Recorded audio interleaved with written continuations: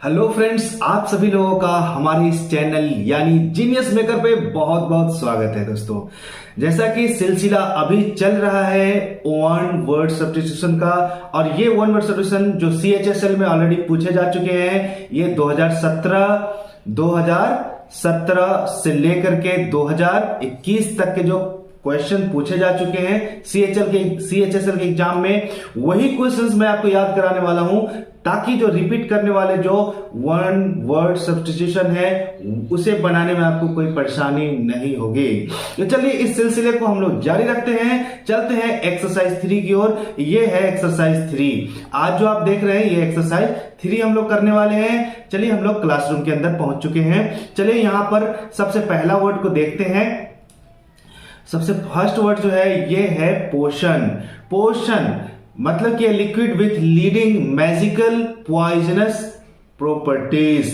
ठीक है, यहां पर पॉइजनस कहने का मतलब जहरीला नहीं, पॉइजनस का मतलब वो केमिकल से बना हुआ, यानी पीने योग्य नहीं हो। ठीक है, दिखाने के लिए जो जादूगर यूज करते हैं मैजिकल लिक्विड का, लिक्विड प्रॉपर्टीज का, तो उस लिक्विड को कहा जाता है पोशन। ये कलरफुल लिक्विड होता है जिसको जादूगर दिखाते हैं अपने शो में, तो उस लिक्विड को कहा जाता है पोशन। चलिए नेक्स्ट है प्रोलेटेरिएट। प्रोलेटेरिएट क्या उच्चारण है? प्रोलेटेरिएट। प्रोलेटेरिएट क्या होता है? वर्किंग क्लास पीपल, यानी जो काम करने वाले ग्रुप है लोगों का, रिगार्डेड कलेक्टिवली, मतलब एक साथ जो लोग काम करते हैं, कई आदमी मिल करके एक साथ एक काम को अंजाम देते हैं, तो उस ग्रुप में किए गए कार्य को बोलते हैं प्रोलेटेरिएट। तो प्रोलेटेरिएट मतलब ग्रुप में किया गया कार्य। उसके बाद है टायरेट। टायरेट का क्या मतलब होता है? लॉन्ग एंग्री स्पीच, यानी नाराजगी से भरे हुए लंबे स्पीच। और किस चीज की नाराजगी? तो क्रिटिसिज्म और एक्यूजेशन, मतलब किसी के ऊपर आरोप लगाने की नाराजगी या किसी की आलोचना करने का जो नाराजगी होती है, तो उस नाराजगी से भरे हुए जो स्पीच है, जो भाषण है, उस भाषण को कहा जाता है टायरेट। ठीक है, और उसके बाद है सेमिस्डेट। 4 नंबर में ये सेमिस्डेट। सेमिस्डेट का क्या मतलब होता है? The clandestine कॉपिंग। क्लैंडस्टाइन कॉपिंग मतलब चुपके से नकल करना। एंड डिस्ट्रीब्यूशन ऑफ लिटरेचर, नकल करके लिटरेचर का डिस्ट्रीब्यूशन करने लगना, मतलब कि उसका खरीद बिक्री शुरू कर देना। बैंड बाय द स्टेट, किसी राज्य के द्वारा उस लिटरेचर पे पहले से बैन लगा हुआ था, लेकिन बैन लगे होने के बावजूद भी कोई व्यक्ति चुपके से उसका कॉपी कर लेता है और खरीद बिक्री करना शुरू कर देता है, तो उससे कॉपी करने की जो क्रिया है उसे बोलते हैं सेमिस्डेट। तो हमें सेमिस्डेट नहीं करना चाहिए। ठीक है, जो बैन है उसको बैन रहने देना चाहिए। तो चलिए हम सेमिस्डेट के बाद हम आ जाते हैं स्पेकुलेशन। स्पेकुलेशन का मतलब क्या होता है कि आपके पूर्वानुमान पे, यानी आपके अनुमान पे आधारित जो भी चीजें होती है उसको बोलते हैं स्पेकुलेशन। नॉट रियल, स्पेकुलेशन है ये एक पूर्वानुमान है, ये वास्तविकता नहीं है। तो चलिए देखिए, the forming of A theory और कंजेक्चर। कंजेक्चर का भी मतलब होता है जो अनुमान पे आधारित नियम कानून हो, उसको बोलते हैं conjecture.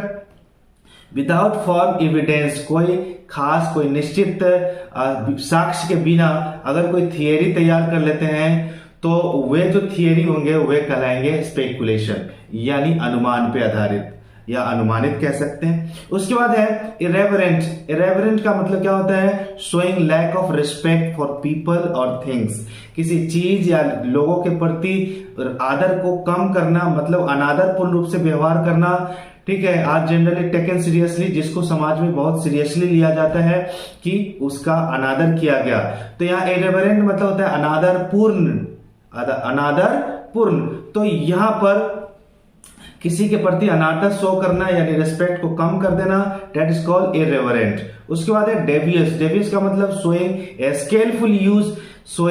Skilful use of underhand tactics. Underhand tactics का मतलब होता है खास करके वो आपका टैक्टिस है, आपका करने का तरीका है। क्यों? तो टू अचीव गोल्स, अपना लक्ष्य हासिल करने के लिए, यानी लक्ष्य हासिल करने के लिए खास तरीके का प्रयोग करना, और उस तरीके को आप शो कर रहे हैं, उस स्किलफुल तरीके को आप शो कर रहे हैं, तो उसे कहा जाता है डेवियस, यानी अपना कुशलता दिखाना। तो अपना खुद का कुशलता दिखाना, डेट इज कॉल्ड डेविएश। उसके बाद है इंटरपोज। इंटर का मतलब होता है मध्य यानी बीच में, अपोज मतलब होता है रख देना।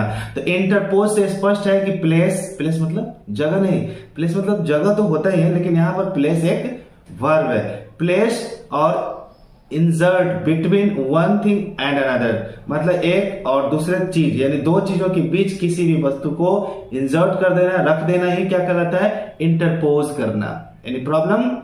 चलिए हम लोग नेक्स्ट जो है वो 9 नंबर है, वो 9 नंबर को हम लोग देखते हैं। 9 नंबर पे है यहाँ पर स्कैरुलस। स्कैरुलस, स्कैरुलस का मतलब होता है मेकिंग और स्प्रेडिंग स्कैंडलस। स्कैंडलस मतलब गैर कानूनी रूप से किया गया कार्य, स्कैंडलस कहलाता है। तो मेकिंग और स्प्रेडिंग स्कैंडलस क्लेम्स। क्लेम्स मतलब जो किसी के ऊपर आरोप लगाते हैं उसको बोलते हैं क्लेम्स, या दावा करते हैं उसको भी बोलते हैं claims about someone with the intention of damaging their reputation. Reputation का मतलब होता है किसी का अपना जो वर्चस्व है, अपना जो आदर सम्मान है समाज में, वो रिप्यूटेशन है। तो कह रहा है कि किसी के रिप्यूटेशन को कम करने के लिए, डैमेज करने के लिए, किसी का आदर सम्मान समाज में खराब करने के लिए जो स्कैंडलस क्लेम्स करते हैं, समाज में फैलाते हैं उसके प्रति कि वो गलत आदमी है, ये वो, तो इस तरह की बात जो किसी के बारे में फैलाते हैं, वही फैलाने का जो कार्य है वो कहलाता है स्कैंडलस। मतलब अपमान या फिर किसी का मान हानि करना समाज में, या उसके लिए अपमानजनक शब्दों का प्रयोग करना समाज में, ताकि उसका जो रिस्पेक्ट है, उसका जो रिप्यूटेशन है वो कम हो जाए। ठीक है। उसके बाद है चेफ। चेफ, चेफ का मतलब होता है rub a part of the body to restore warmth और सेंसेशन। अगर शरीर का कोई भाग सेंसेशन करना बंद कर दिया, मतलब वो उसको आप उसमें अगर इंजेक्शन भी इंजर्ट करते हैं तो उसको दर्द नहीं होता, इसका मतलब है रक्त का बहाव वहां पर कम हो चुका है। तो ऐसी स्थिति में क्या करते हैं, यानी उस शरीर के जो भाग है उसको हम लोग रब करने लगते हैं तेजी से, ताकि ब्लड सर्कुलेशन ठीक से फ्लो होने लगे। ठीक है, तो उसी को हम लोग बोलते हैं चेफ, यानी फिर से उस शरीर के उस भाग में फिर से गर्मी लाना, यानी फिर से रक्त फ्लो बहाना, सेंसेशन को ठीक करना, तो उसी को बोलते हैं चेफ। उसके बाद है इफेमरल। इफेमरल क्या होता है, lasting for very short time. कोई भी वस्तु हो या कोई भी जीव जंतु हो जो कम समय में ही खत्म हो जाता हो, यानी कम समय का ही उसका जीवन काल हो, तो उसको बोलते हैं इफेमरल, जिसको हिंदी में आप बोल सकते हैं अल्पायु, कम समय के लिए जीने वाला या कम समय के लिए अस्तित्व में रहने वाला, उसको बोलते हैं इफेमरल। नेक्स्ट वर्ड है विल्ट। विल्ट का मतलब है प्लांट और लीफ और फ्लावर, मतलब पौधा या पत्ते जो होते हैं, लीफ होते हैं वो, फ्लावर यानी फूल जो होते हैं, बिकमिंग लिम्प। लिम्प मतलब मुरझा जाना या फिर लंगड़ा हो जाना, लूज हो जाना। ठीक है, डेट इज कॉल्ड विल्ट। कुल मिलाकर विल्ट मतलब होता है पौधे या फूल या पत्तों का मुरझा जाना, डेट इज कॉल्ड विल्ट। उसके बाद है विटल। विटल, इसका सही उच्चारण क्या है, विटल। विटल का मतलब क्या होता है, रिड्यूस समथिंग इन साइज, यानी साइज में कमी करना। अगर साइज है तो उसको छील के कम करना। ठीक है, जब कारपेंटर कोई काम करता है और कोई लकड़ी का जो भी है लकड़ी, कोई भी लकड़ी अगर किसी दूसरे लकड़ी में सेट करना चाहता है और प्रॉब्लम होती है तो उसको रंदा मार के उसे छीलता है, यानी क्या करता है, वो विटल कर रहा है, उसको कम कर रहा है साइज को। तो reduce something in size, amount और एक्सटेंट, मतलब बेहद अगर बड़ा हो चुका है तो उसको कम करना है, या अमाउंट में भी, रकम में भी अगर कमी कर रहा है तो भी क्या कहलाता है, विटल। ठीक है, ग्रेजुअल सीरीज ऑफ स्टेप्स, मतलब धीरे धीरे उसको कम करना है, ऐसा नहीं कि एकाएक कम कर देना। तो अमाउंट में हो, चाहे साइज में हो, चाहे एक्सटेंशन में हो, अगर धीरे धीरे कमी लाते हैं तो उस कमी को बोलते हैं विटल। विटल मतलब कमी लाना, ठीक है, कम करना। उसके बाद है एस्थेटिक। एस्थेटिक का मतलब होता है characterised by severe self discipline. देखिए एस्थेटिक कौन होता है, यानी किसी व्यक्ति को वैसा बनाया जाता है या फिर वो खुद बन जाता है ताकि वे किसी दूसरे के कहने से सेल्फ डिसिप्लिन नहीं, बल्कि खुद अपना सेल्फ मतलब डिसिप्लिन है उसको मेंटेन करके खुद रखता है वो। ठीक है, और abstention from all forms of indulgence. Indulgence, indulgence मतलब संलिप्त होते हैं लोग भोग विलास में, तो वो भोग विलास से दूर हो जाता है, उसको ऑब्स्टिनेशन कर लेता है, मतलब उससे परहेज करता है भोग विलास वगैरह से।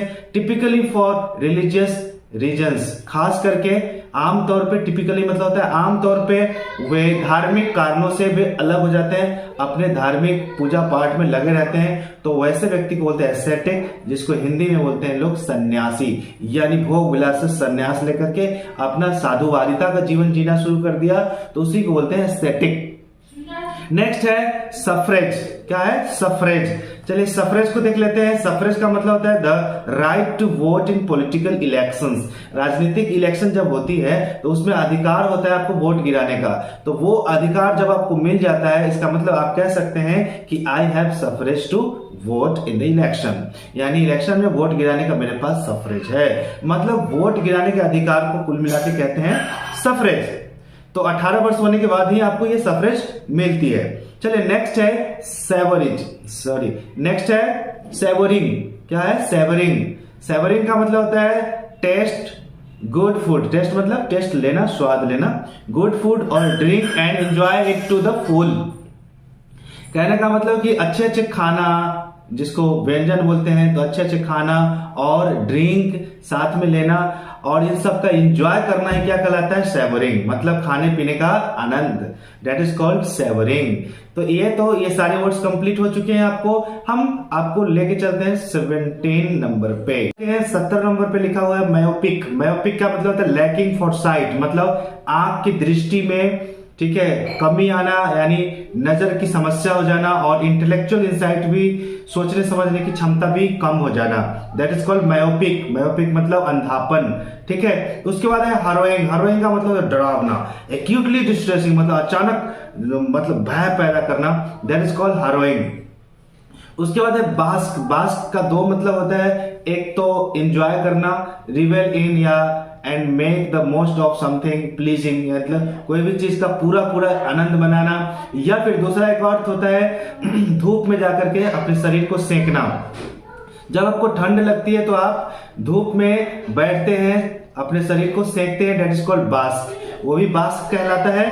नेक्स्ट है प्रोविंशियलिज्म। प्रोविंशियल का मतलब होता है क्षेत्रीय या प्रांतीय, लेकिन उसी में आईएसएम लगा हुआ है। आईएसएम का मतलब होता है सिद्धांत। तो जिसके पास क्षेत्रीय सिद्धांत है, अपने ही क्षेत्र को डेवलप करना चाहते हैं, अपने ही क्षेत्र पर खर्च करना चाहते हैं, बाकी दूसरे के क्षेत्र से कोई मतलब नहीं है, तो वैसा सिद्धांत प्रोविंशियलिज्म कहलाता है। अब इसको सेंटेंसेस में देखिए, लिखा है concern for one's own area, यानी अपने ही एरिया के लिए चिंता होना, या रीजन अपने क्षेत्र के लिए चिंता होना, at the expense of national और सुपर नेशनल यूनिटी। जबकि आपको पूरे देश के बारे में सोचना चाहिए, लेकिन पूरे देश के बारे में ना सोच करके अपने ही क्षेत्र के ऊपर आप खर्च करना चाहते हैं, अपने ही क्षेत्र को ठीक करना चाहते हैं, तो आपका सोच, आपका जो थॉट है वे क्या है? प्रोविंशियलिज्म है। चलिए उसके बाद है नेक्स्ट है एम्बर। एम्बर मतलब स्मॉल पीस ऑफ बर्निंग और ग्लोइंग कोल और वुड इन डाइंग फायर। जब आप कोयला जलाते हैं या लकड़ी जलाते हैं, तो जलने के बाद, यानी फ्लेम जब उसका खत्म हो जाता है, उसके बाद धीरे धीरे धीरे आग डाउन होने लगता है, और वो जो आग यानी लकड़ी में जो लाल रूप से दिखता है, या कोयले का जो लाल हॉट पदार्थ जो दिखता है आपको, जो उसको बोलते हैं एम्बर, यानी चिंगारी जिसको बोलते हैं, तो उसी को अंग्रेजी में बोला जाता है एम्बर। नेक्स्ट है गॉलिंग।